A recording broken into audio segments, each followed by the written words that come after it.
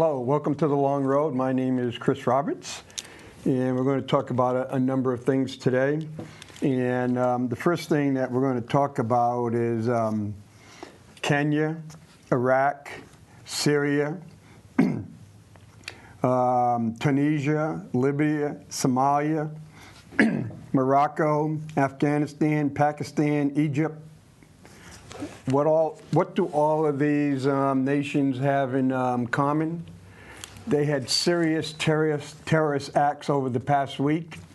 We spent a lot of time talking about Syria and some of the other countries in the region. We've been told all 10 of these countries have significant importance to United States security interests. In Iraq, a large number of people were killed at a funeral. In Pakistan, even larger number of people were killed while attending church. In Kenya, last time I heard, it was about 68 people, minimum of 68 people have been killed. At least 175 had been injured, wounded and injured. We don't know how many of those are in critical and may pass on. Basically, it's up to 10 hostages, but listening to the news, some said the hostages were released. Some said 2 of the terrorists were killed. Other ones said the terrorists were dressing up as hostages and just walking out. I was watching a little bit on TV this morning, and there was explosions going on. It's been there for 3 days. And we were told in some places that 3 of the individuals are American-born. One is from the UK, another one's from Canada. And basically, they were imported into the Al-Qaeda network. But the strange part of this is Lou Piniella, who was the Secretary of Defense a couple years ago, stated that we only had Al-Qaeda on the run. Al-Qaeda was basically dead. There was only about 125 Al-Qaeda members left around. Osama bin Laden was dead, so we had defeated Al-Qaeda. Well, as we can see how Al-Qaeda is in Libya, Al-Qaeda is in Iraq, Al-Qaeda is in Syria, it's in Kenya. We did not defeat them, and we could never defeat them. And the reason, excuse me, before everyone gets up in arms, Al-Qaeda was a small group. Al-Qaeda was like the mafia or one of these other criminal gangs, whether it's the Bloods or the Crips or whatever.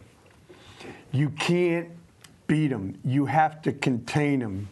And that containment is a really important. You put necessary resources to contain them and limit their ability to cause damage. You can never prevent them from causing damage, but you contain them to limit their ability to cause damage. And so, but what we've wanted to do was, for example, Afghanistan, we went into Afghanistan to take away, to go after Al-Qaeda.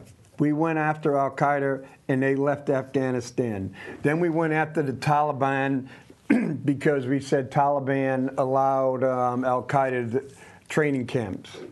Well, the Taliban never attacked the United States. The Taliban really had no problem with the United States, but we were in Afghanistan and we stayed in Afghanistan, and then we helped put Karzai in power, and Karzai didn't like the Taliban, and the Taliban didn't like him, and so we as the United States put another corrupt individual in power because we thought that individual would be going along with us. And what's happened is Karzai cares less about the United States. He just wants our money.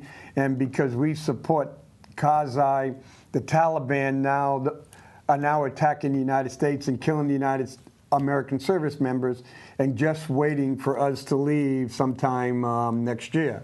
And in the meantime, not only is the Taliban killing Americans on the battlefield of Afghanistan, they're killing all kinds of Americans in the United States because to finance their war against the United States, they've been growing poppies and they're producing cocaine and heroin and flooding the world market to get cash to be able to buy weapons and whatever, because where there's drugs, there's money, and basically there's a lot of times people will sacrifice all their principles just to get money.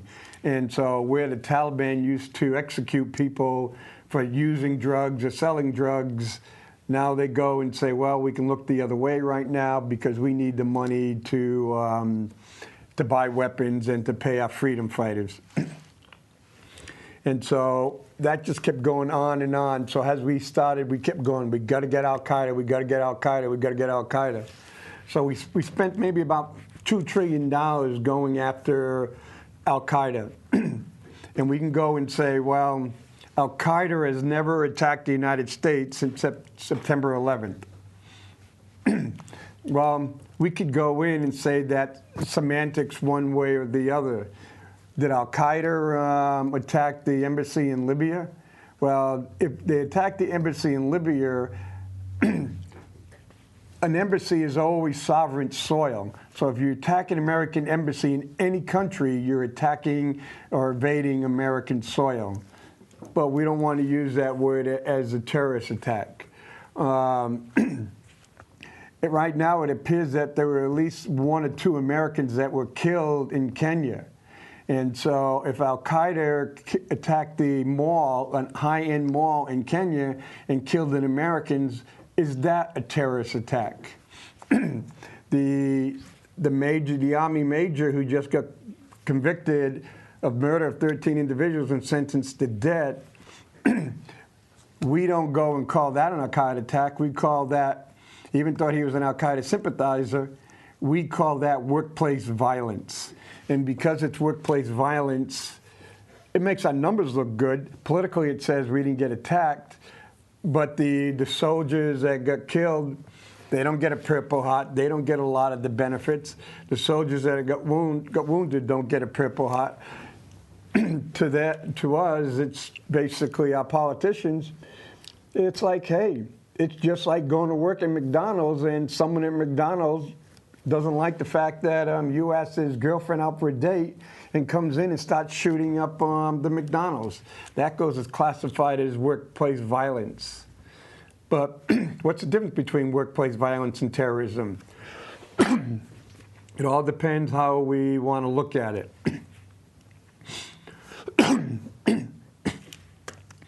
But then we go to the Navy shipyard down in Washington, D.C. Was that terrorism or was that workplace violence? Or what was it? Was the individual, he was a contractor, was he really able to go and work on that base? Was he required to work on that base? Because as we look now, you find out he was in Texas, he was in Virginia, he was up in Rhode Island, and so he kept moving all around, and it seemed, you know, where was the individual getting his money from? How was he able to go? And he was staying in some pretty good hotels. And so it's hard to say how you want to put that. Is that a terrorist act or is that workplace violence? All I know, whether it's workplace violence or a terrorist act, there's still people that are dead, people that should have never been killed. And so, well, I've got this one from the Chicago Sun-Times of August 9, 2013. I was in Chicago in a meeting, and the title is, "We are terrorized without the terror." Let's see if I get this right. The world has been transfixed for weeks over the controversy about the United States intelligence surveillance of phones and emails, but leader of Al-Qaeda still used electronic communications to plot terrorist attacks. Then, just in case the terrorist chieftains missed the uproar over the potential for massive eavesdropping, the United States government let it be known that our spies listened into on their conservations. You need to add the punchline, Dumber and Dumber. You can't make this stuff up. Truth is stranger than fiction. If terrorists communicate in a way that we can hear them, but they don't know we're listening, it would seem to be a bad idea to tell them. Makes pretty sense to me. Then again, what if al-Zawahiri knew that our spies were listening, but how could he not know, and fed us a line about an attack to create panic and havoc? Speculation like that is making the rounds of the blogosphere. In short, a lot of turmoil and panic was created without any fanatic having to detonate a single suicide vest. And so when President Bush was president, we used to talk about that red, blue, yellow, whatever that code was, and how it always seemed to go up whenever there was an election coming on, or if there was an important bill, or something really important in the government. And so it seems now, with the new administration, every time something seems to be going wrong or we need to change everything, we'll go and close down the embassies because we think they're going to be attacked. How do we know they're going to be attacked? Is because we listen to al-Qaeda, who says we need to attack them, but we've told al-Qaeda that we listen to their conversations and read their email, but then we still believe everything that they put in their email. And so, you know, if I was a little kid, you know, a teenager, and my mom comes and says, you know what, Chris, every morning after you go to school, I'm going to read your diary, okay? So I guess what I'll do tonight is I'll just write in my diary. I'm going to go hang out with my friends. We're going to get some drugs, and we're going to have some booze, and we're going to have a good old time at this house. And so my mother would read it, and she'd be completely prepared for it, and then as if I was a complete surprise. Why? And then I go, oh, Mom, just fooling you because you were reading my diary. I wonder how many of us, as we were growing up, did that to their moms and dads once we found out they were reading some of our stuff. But we were only kids, and most of the time it ended up being a joke. But now, how many times do we call wolf about terrorism before the American people just shut off, the world just shuts off, or we lose complete credibility when we say we have a problem? I don't know how many times, but I think that time is getting really close. Going to move on over to an article in the Keene Central called VA Finally Making Progress on Claims Backlog. It says, there are signs of progress. On June 20th, the department said it had processed 97% of the claims that had been pending for 2 or more years, providing decisions in more than 65,000 cases. As of Monday, more than 751,000 claims that were pending nationwide, 457 of them for more than 125 days. The VA standard for timeliness, that is down 25% from a peak of 611,000 stalled claims in March. And that figure doesn't include the 250,000 claims under appeal. Well, there's a lot of catch, and people don't always told the whole story. When we talk about VA claims and how long it takes and all this other kind of stuff, it's political fodder for both sides. Everybody's jumping on the VA system and going back and forth, and it seems like no one really wants to come up with an answer. Well, this answer is really simple, and it would cost basically nothing, and you wouldn't have to be a genius to go in and execute this plan. And basically, it would solve the great portion of the problem. You remember the ice storm of 2008, where some people lost power for up to 10 days? And when the power was going out, PNSH, Public Service of New Hampshire, said, you know what? If you're way in the background and you've got this nice house and you're 10 miles away from everybody, you're going to be the last one to get your electricity on. What we're going to do is we're going to go to the cities and the other communities and get the electricity on so we can help as many people as possible to get their power as quickly as possible. Well, and that's the right way to do it. If the VA wanted to do it correctly and wanted to solve the problems, they could take a portion of the people they have right now doing the claims and say, hey, everyone who has been released from active duty in the past 90 days and has filed the claim, we're going to send all these claims to this section. Why? Because everyone who got off active duty had to do a separation physical. And on that separation physical, it lists if you had any medical problems. And so if you list no medical problems, then your opportunity for a claim is greatly reduced.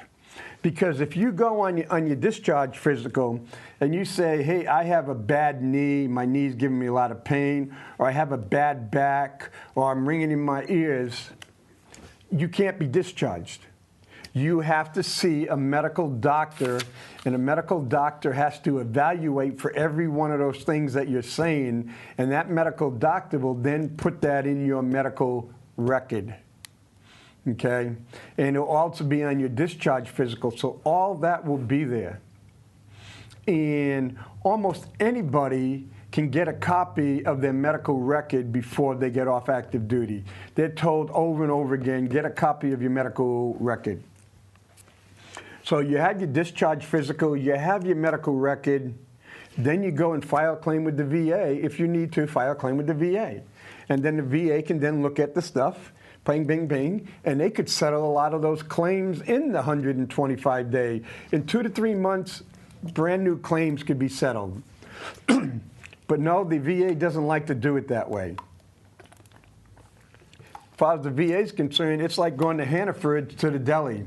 You take a number, and no matter how difficult your claim is or how unreasonable your claim is, you're in line.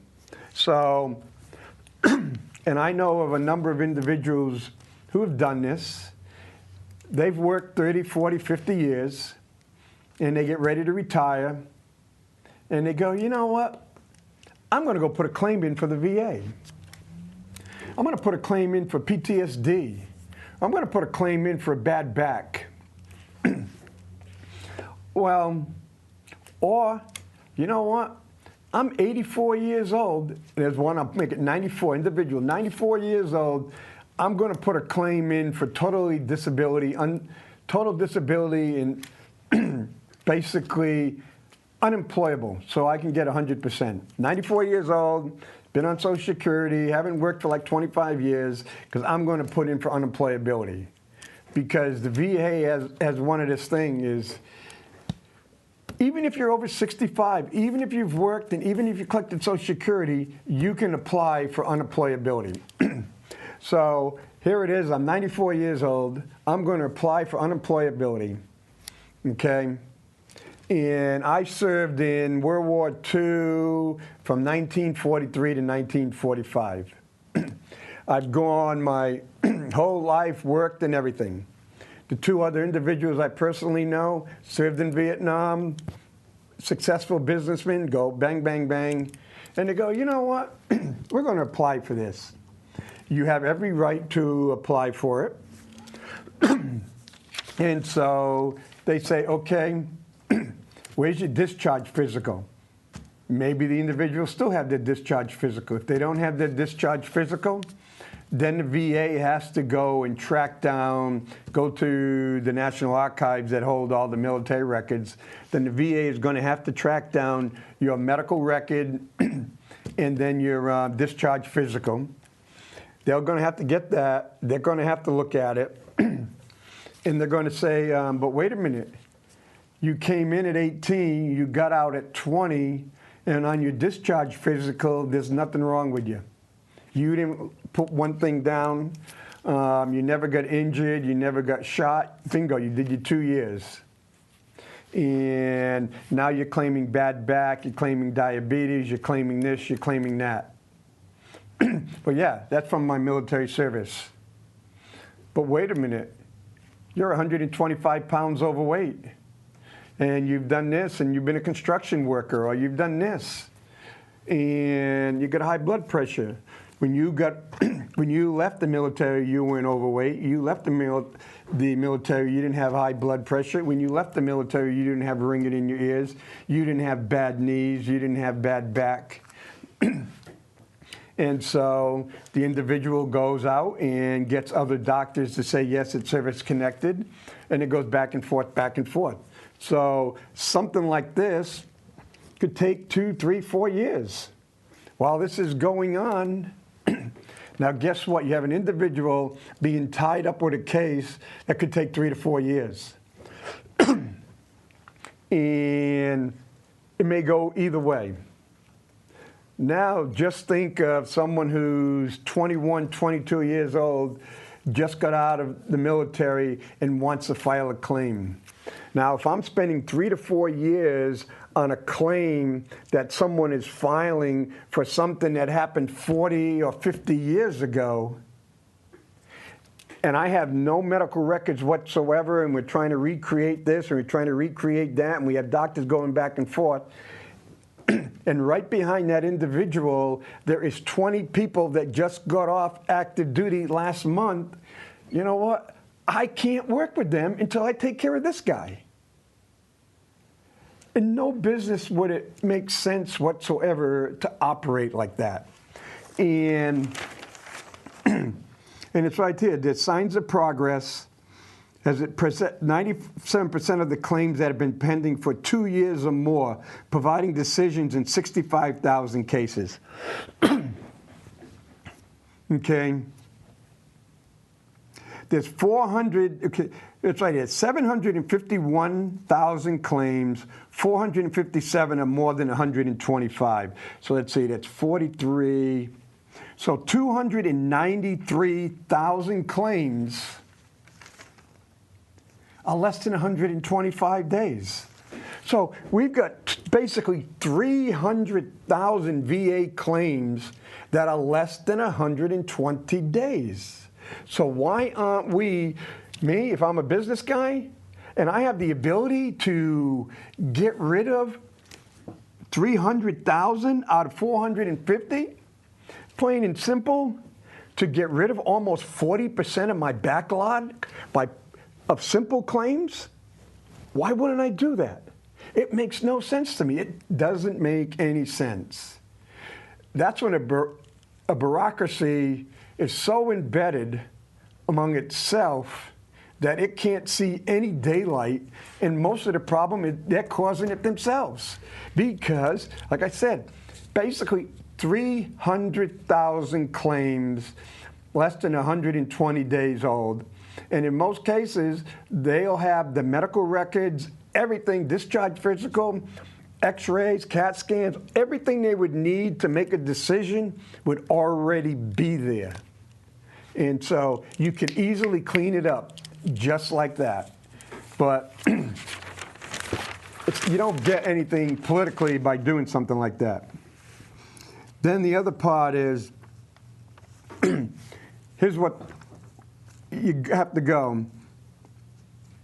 He goes, in the time it took the VA to process Alan Legg's claim, the Mammoth Lake native had 2 vehicles repossessed and fell so far behind on his mortgage that he lost his home. The 270-day wait also took an emotional toll. It was ingrained in me that it was my job to take care of my family, he said, and I felt like a complete failure. Okay. A veteran of Iraq and Afghanistan, Lake 31, struggled to find a civilian job when he left the Navy after the birth of his daughter in 2002.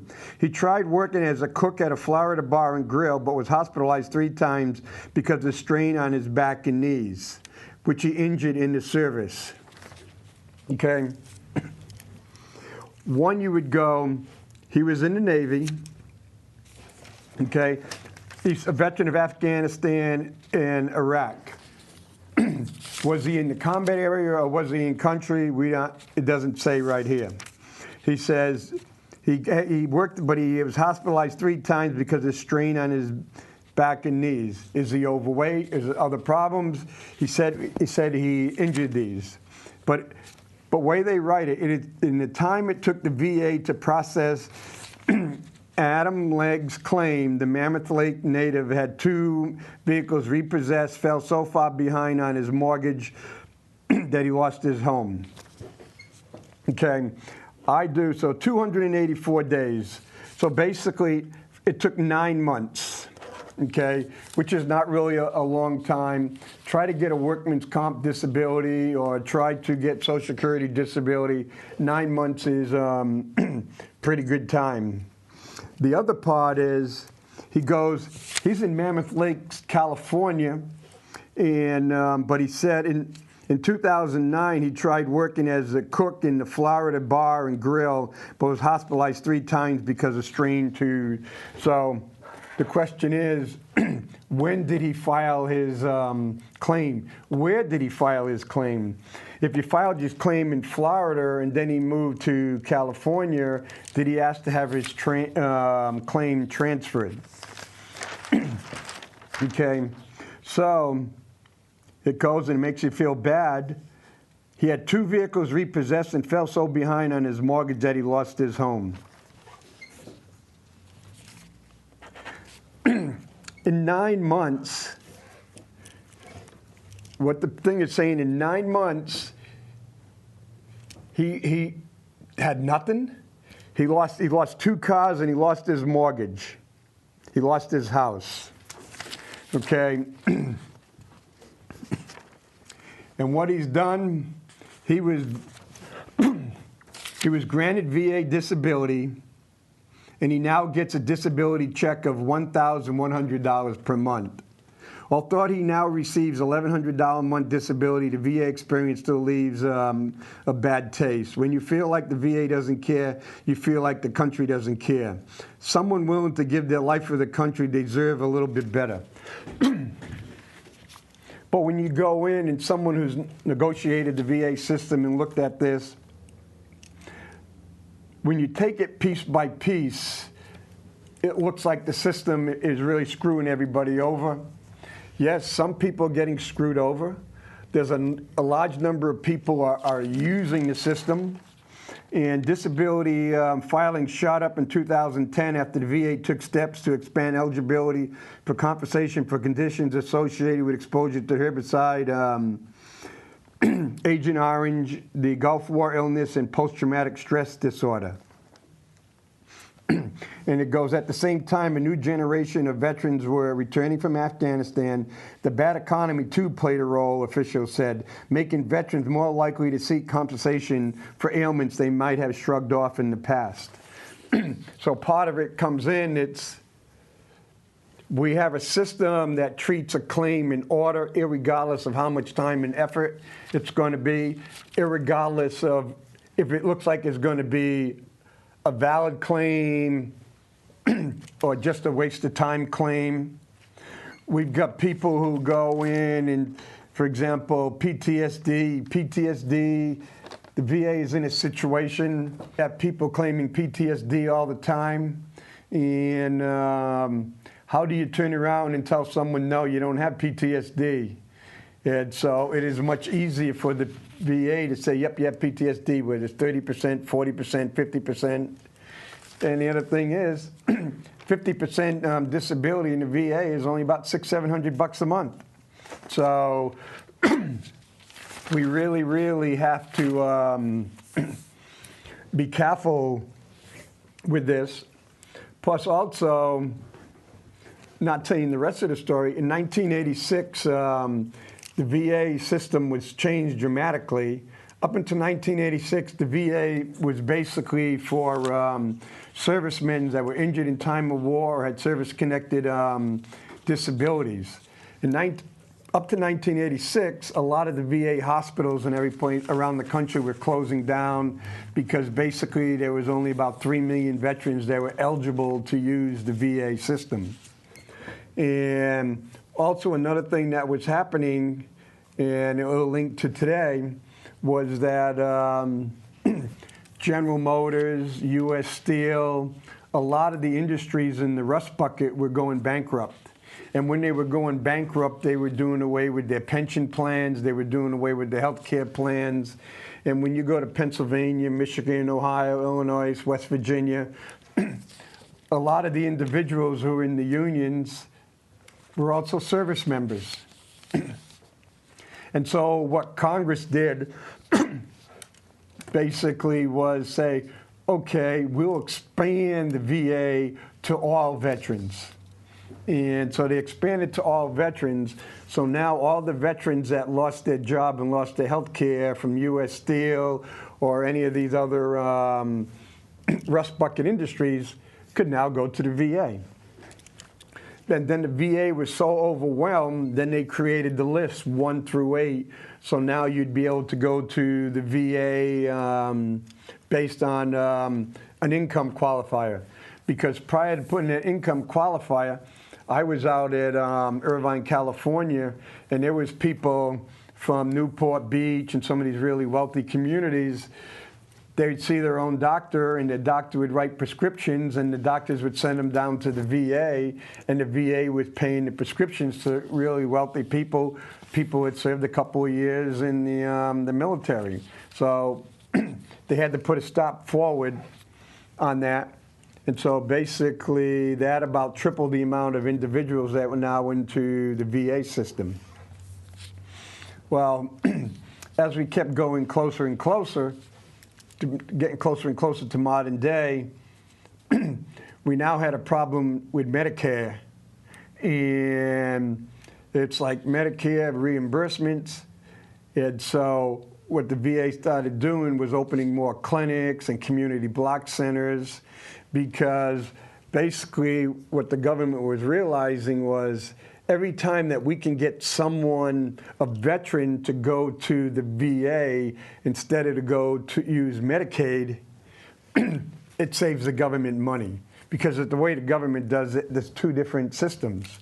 And so one of the things when I was coordinating the DAV, and there was an article in the King Sentinel, Larry Kafloff, and I couldn't understand, I'm not saying anything, it was in the newspaper, understand why once a month, he's a World War II veteran in his 80s, why once a month he would drive past the clinic to go all the way to White River Junction to get a blood test for his accoutrement check.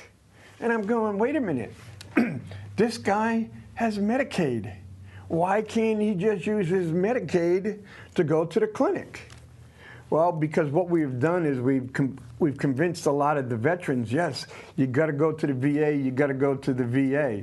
And I've seen reports that show the government saves at least 30% on a dollar, on every dollar that it's spent every time a veteran goes to the VA clinic or hospital instead of going to, say, Cheshire Clinic, Cheshire Medical Center.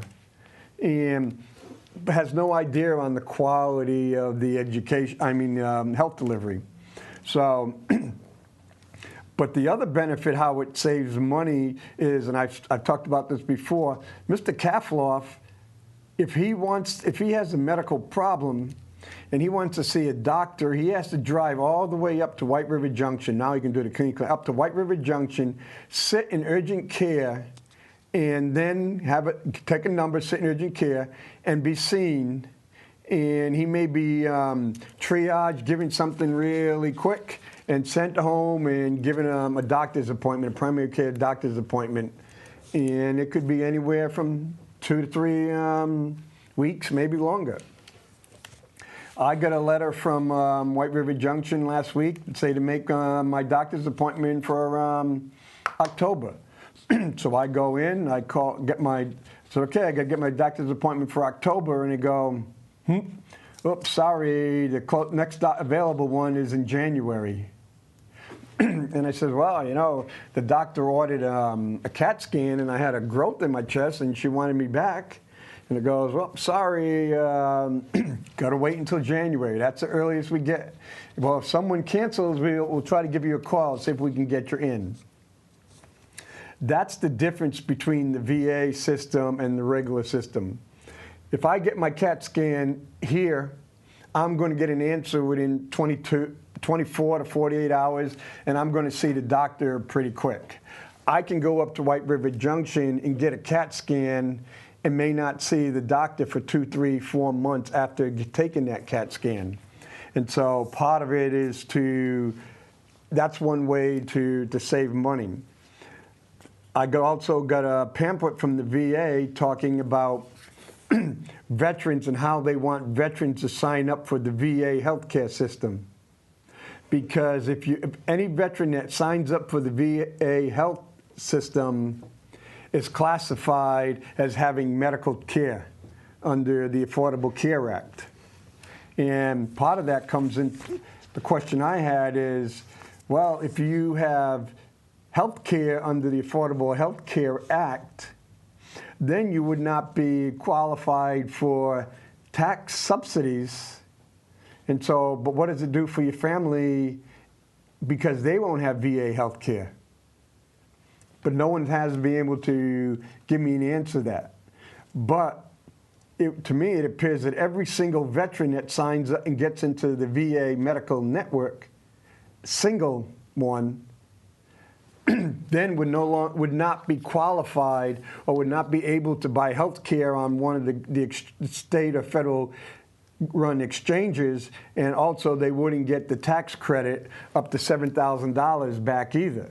And so, again, that thing is popping up, and nor would they have the ability to go in and see their doctor whenever they want. Because, for example, I do not have the right to call my doctor at the White River Junction. I can call and someone will answer the phone, and I can talk to a total stranger, and then that stranger will then pass that on to my doctor. Well, I don't know about you, but I don't like calling up someone on the phone and say, I have this problem, this problem, this problem. Will you pass it on to my doctor, and hopefully my doctor will call me. But the problem is, what happens if that individual doesn't write it down correctly? And something that may be serious is the doctor goes, oh, that's not important. I can get back to him within 72 to 96 hours. So that's part of the thing with the VA, and it just goes on and on. There's so many problems with the VA. There's good things with the VA. There's bad things with the VA. And I just wish people here would not be, it's like William Vann, a disabled Army veteran, right, makes his point to VA representatives during the second annual Veteran Fix-It held in a town hall style setting at the War Memorial Veterans Building in San Francisco. And when you go in and look at this, here's what's going to go. The amount of claims as the system goes, this is what, if we went and gave everybody who filed for a disability everything they thought they asked they deserved, it would add billions, tens of billions of dollars onto the disability budget in the VA. But the second part is, what would happen, what would the American people do as they continuously saw people over and over and over again who are abusing the system, who they know don't have a problem, but know how to get to the right doctor and was getting disability while other people were working hard. It's one of those, legally you're supposed to give the people what they legally responsible for any service-connected injury or illness. But at the same time, you're supposed to protect the taxpayers from giving money to unqualified individuals. And whether it's Social Security, disability, workman's comp, whatever, we all know of individuals that have gained the system. We all know people that are taking a check. We all know people who have handicapped license plates that don't deserve a handicapped license plate. It ticks a lot of people off, But the question is, how do you draw that fine line in between?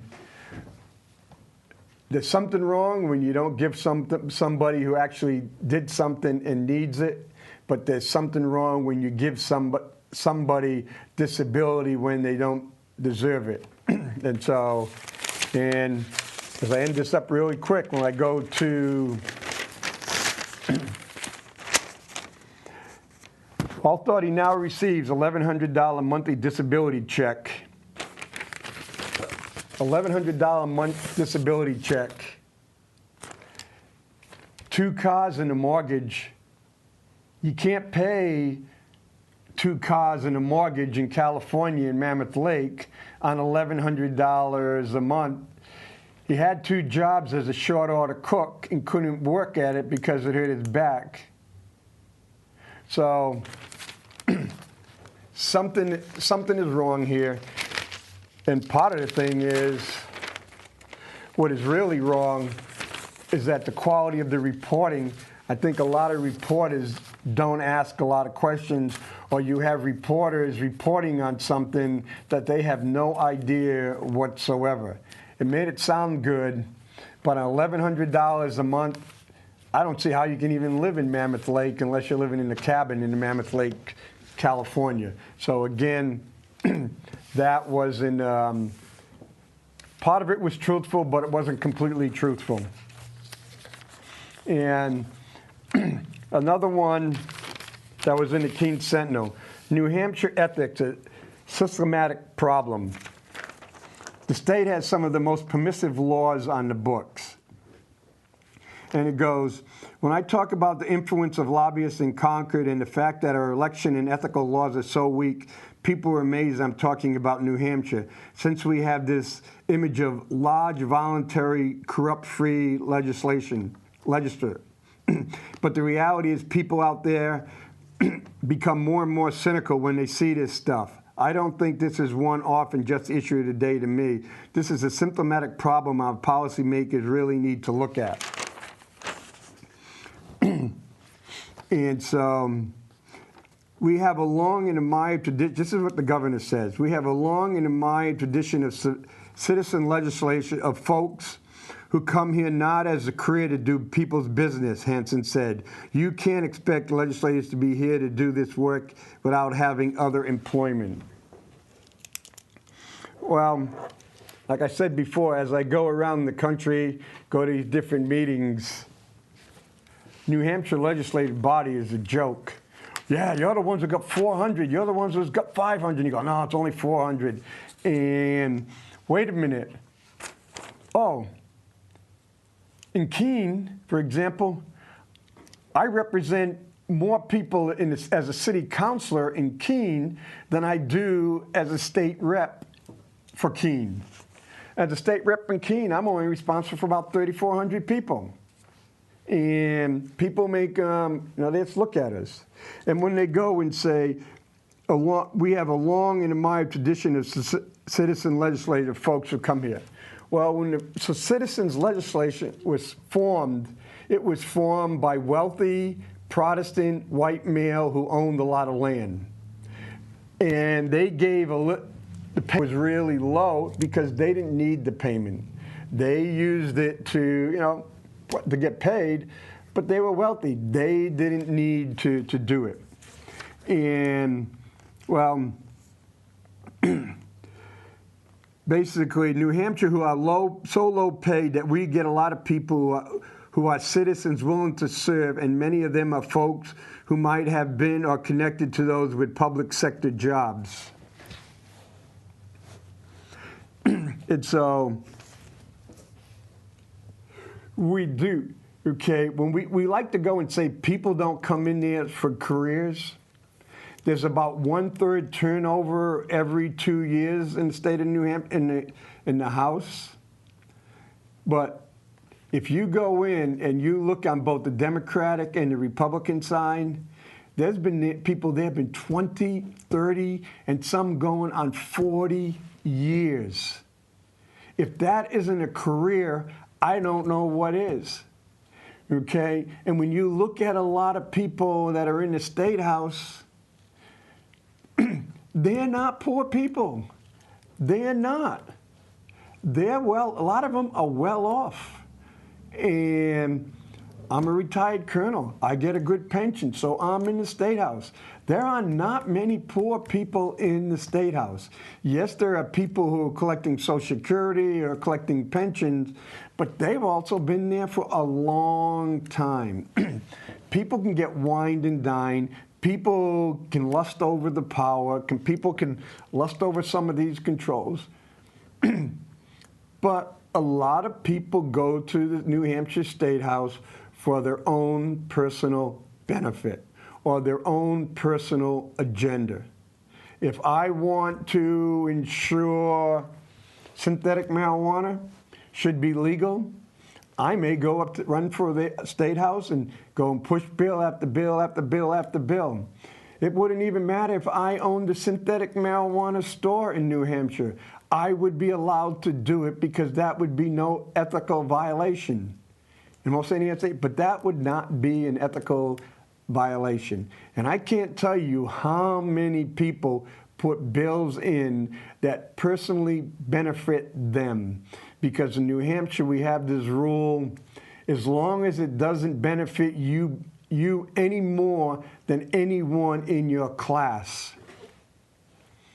So if we want to go and put 15 people who are firemen, teachers, policemen on the pension board, on a committee, and come up with a bill to increase the pension, they could do that because they would not get any greater benefit than any other retiree. That's the way we do it up in the state of New Hampshire. That's how lax it is. Because when my daughter works at the Maplewood Nursing Home, about 4 years ago, they were changing the rules that limit how much a nurse could work. And I excused myself. And they're going, what'd you do? I says, well, this bill would have an effect on my daughter. Okay? It would have an effect on how she could earn money and whether she's going to earn more or less. And it goes, well, no, you don't have to. It'll be the same effect on anyone who has a wife or a daughter who's a nurse. And I go, no, I'm not going to do it. I'm not going to vote for something that could benefit my daughter because that's not the way you're supposed to do it. But in New Hampshire, it doesn't matter. You can do anything you want that could benefit you as long as it doesn't benefit you any more than anyone else. That's what we call them. As long as it doesn't benefit you more than anyone in your class. And the other part is we like to brag about the $100 per year. The reason we have $100 per year, in my opinion, is to ensure we limit people's opportunity to be in the State House. Just think, if it was, say, $3,000, $4,000 a year, and some women say, hey, you know what, I can pay for daycare and I can still go to Concord 2 days a week for $3,000, $4,000. I can do that. But for $100, who's going to pay for the clothes? Who's going to pay for the cleaning? Who's going to pay for your food? Plain and simple. You can go up and get a pizza and a soda up at the State House, and it's $5, $6. All of a sudden, your $100 doesn't go very far. So basically, by keeping it at $100, only the people who have other resources can go to the State House. And so when you go in, if someone was to go in and take through the Blue Book, which has them all, and went through every state rep, and look how long every state rep has been there, and then look at what the person used to do. Well, for example, if we go to the Speaker of the House is a retired math teacher, okay? So basically, retired math teacher, in the old system, as soon as you worked 5 years, you got vested. Once you got vested, you could retire. So you retired from the education system, and you're not going to get your pension until maybe you turn 60. But basically, I could retire as a math teacher, get out of college, work 5 years, retire as a school teacher at 27, 28 years old. And I can say, hey, I'm a retired school teacher, which in fact you are. You're just not collecting money. So it comes up, how do you make your income all those years? Part of the ethnic problem, the other former speaker, Gene Chandler, didn't have a good job, but he was having a corn roast where he got $64,000 of people donating and everything on the corn roast. So people are finding ways to cover their cost in the State House. Other people drive all the 3 times a week just so they can get the extra money to help cover their costs. If you drive 100 miles a day, plain and simple, let's see, 100 miles a day, it's worth about 55 bucks. You get about 55 bucks a day for gas. So if you get a nice little car that gets 25 miles to a gallon, that's 12, so that's 2 gallons, 4 gallons. So maybe you pay 15 bucks for gas, so you make an extra 40 bucks a day. So there's 3 and 4, so that's 3, that's 120, 4 weeks, all of a sudden you're making 500 bucks just on mileage that really doesn't show up anywhere. And so that's the frustrating part. Yes, New Hampshire, all intents and purposes, we really don't have any kind of ethics requirements. Oh yes, we do have one. You cannot accept a gift or a meal for more than 25 bucks. There's a whole bunch of other things you can do, but you just can't do that. And that's the New Hampshire way. And so go down to the last 5 minutes. I've been going in and I've been watching the news, and I am seeing we spend weeks over Syria. We're spending weeks over trying to defund Affordable Care Act. And then now we're getting ready to, I think there's 4 days left before the end of the year, before Congress goes home. For one, they shouldn't be going home. So we have no budget. We've got the debt ceiling.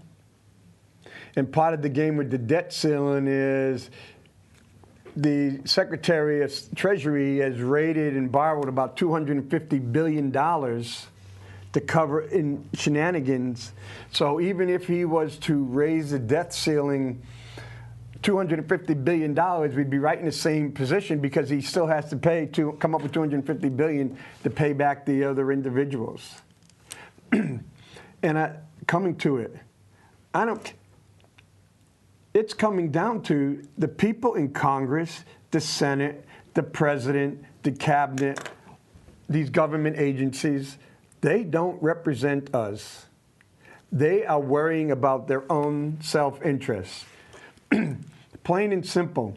It's the party and the individual. Ted Cruz, he doesn't care. All he's worrying about was the people that elected him, okay? He forgets, just like Rand Paul and just like Chuck Schumer and some of the other ones, okay? Yes, you were elected by Kentucky, Texas, or New York, okay? You were elected to take care of the interest of the people that elected you, but not at the expense of all your fellow Americans. Just because you want something in New York doesn't give you the right to say the other 49 states have to suffer. In Texas, okay, if Texas wants unlimited guns, as a senator, you can fight for that. If New York wants limited guns, you can fight for that. But if the majority of the Americans want the minimum, that's what you should be doing, not fighting for your own personal benefit. And every time the politicians fight for their own personal benefit, we, the average American, pays, and we're going to pay big time. Plain and simple. The debt limit is going to go up. The debt is going to go up, okay? We're still going to find ways to pump money into Department of Defense. The interest rates are going to go up, and means we're going to have to pay more money on interest, which means the debt's going to go up or we're going to have to cover. Nancy Pelosi will continue saying there is no more, there's nothing to be cut. The cupboards are bare. Well, the cupboards are not bare. Things are going to have to be cut. If we don't find a way to cut them, Sequester 2 will come in, and again, it'll be across the board cut. And then something will happen, and someone from D.C. will say, you know what? If it wasn't for sequester, these people at the Naval Yard would still be alive because we would have more people there.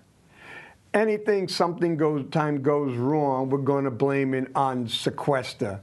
But nope, none of us, not in Congress, not the president, not the Senate, not one of them are ever going to look in the mirror and say, we're in this situation is because we refuse to make a decision that could possibly threaten us. We have put our own personal benefit, our own personal self-interest over the self-interest of our fellow Americans. And so it is so much easier to blame it on sequester, to blame it on the Tea Party, to blame it on Fox, to blame it on Chuck Schumer, to blame it on Keystone. Blame, blame, blame. It's so much easier to do it. And guess what? Everybody who's pointing the blame, they're sitting in the penthouse figuring out who to blame next. And we down on Main Street are suffering big time. That's my problem with the government today. And so, see you on the long road. Bye.